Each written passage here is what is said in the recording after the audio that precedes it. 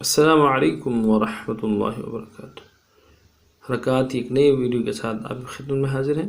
اس سبق کے اندر ہم انشاءاللہ العزیز لفظ خا کو تینوں حرکتوں کے ساتھ زبر زیر پیش کے ساتھ آپ کی خدمت میں پیش کریں گے۔ جو خا ہے اس کو موٹا پڑھیں گے، پر پڑھیں گے۔ عموماً اس کو موٹا کرنے کے لیے ہونٹوں کو گول کیا جاتا ہے، تو ہونٹوں کو بالکل گول نہیں کریں گے، ہونٹوں کو بالکل سیدھا کر کے اس حرف کو پڑھیں گے اور خا موٹا کر کے ادا کریں گے۔ اس کا تعلق بھی حلق کے ساتھ ہے، حروف حلقی کے حروف میں سے۔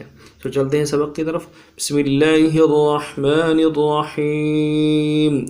خا زبر خا، ہونٹوں کو بالکل گول نہیں کریں گے۔ خا زبر خا، خا زبر خا، خا زیر خی، خا زیر خی، خا پیش خو، خا پیش خو،